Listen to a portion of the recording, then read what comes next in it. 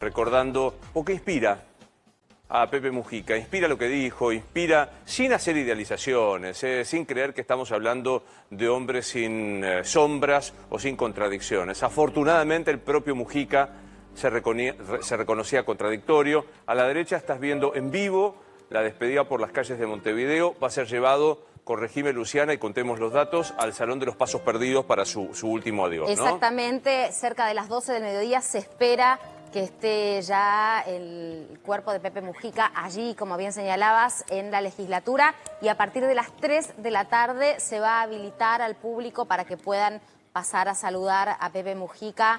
Seguramente allí estará, por supuesto, Lucía Topolansky para recibir las salutaciones de la gente que se acerque. Van a estar por lo menos 24 horas. Habrá que ver qué definen luego, pero en principio por lo menos iban a estar 24 horas. 3 de la tarde se abren las puertas. Bueno, vamos a hacer algunos recuerdos de Pepe Mujica. En un ratito lo vamos a escuchar a Lucía Topolansky, una mujer con la que estuvo su vida entera.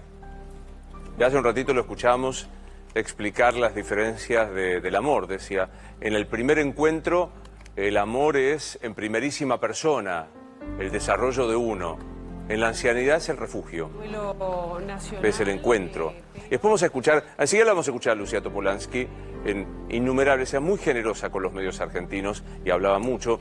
Si lo tenemos a la mano, vale la pena para entender esto que tratamos de dilucidar con nuestros compañeros, que es la convivencia política, de presidentes que tenían posiciones muy críticas entre sí y sin embargo se despidieron como tal. Estoy hablando, por ejemplo, de Jorge Valle, culpa a todo el profesor Rabanal, que entonces estaban en Bloomberg, y lo entrevisté. ¿Me das el contexto de esa nota de Jorge Valle? La nota es así. En ese momento, Bloomberg, que tenía un departamento de una experiencia de televisión tercerizada aquí en la Argentina, armamos un equipo de periodistas que va a Uruguay, específicamente, Luis, por esto, para analizar cómo estaba viniendo el impacto en Uruguay de la salida de la crisis, de lo que se venía como la salida de la convertibilidad en Argentina. Esto es en el 2001.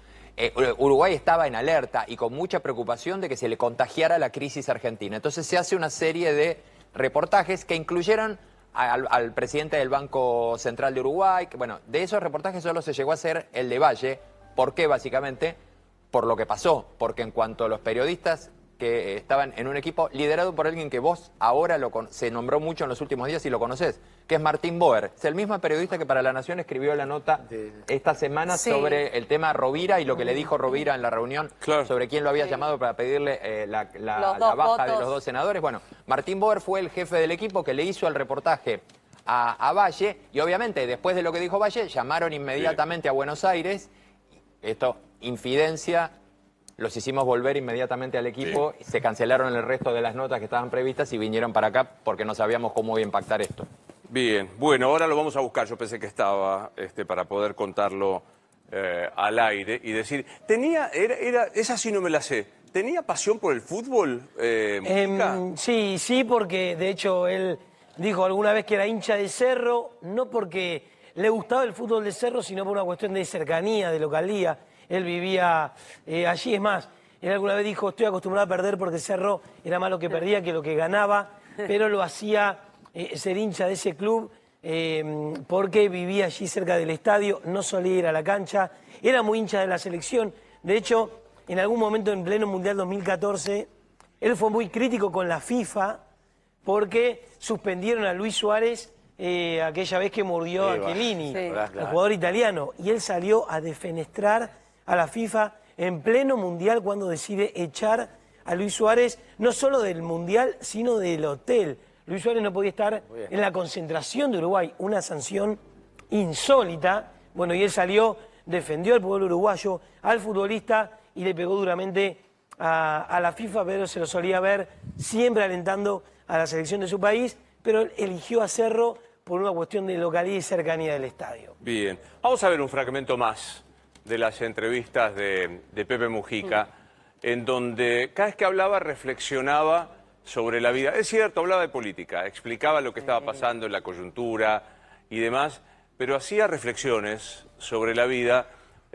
Un hombre que vio venir, que se acercaba al final, que sus últimas apariciones públicas tuvieron que ver con la política, para apoyar a Yamandu Orsi, el actual presidente de la Nación. Orsi le agradecía todo el tiempo porque Mujica sabía que transitaba por la última etapa de su cáncer de esófago y que incluso cada vez le costaba más poder hablar y poder expresarse, y sin embargo participaba de todas las caravanas y de todos los encuentros con el presidente Orsi. Presidente que hoy lo está despidiendo de esta manera, en las calles montevideanas, con aplausos, con muchísima tranquilidad. Imagínense un intento de hacer circular a cualquiera de los expresidentes al frente de una caravana sin nada de custodia.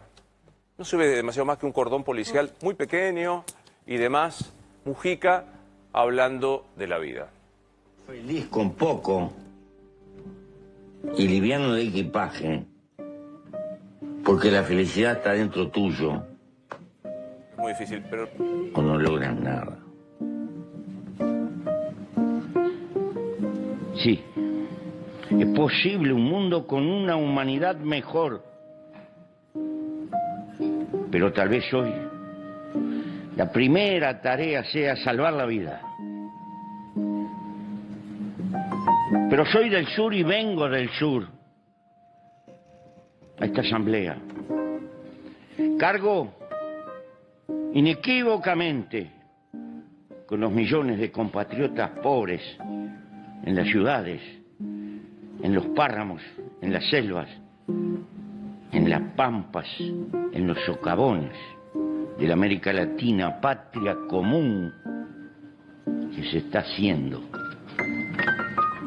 Cargo con las culturas originarias aplastadas,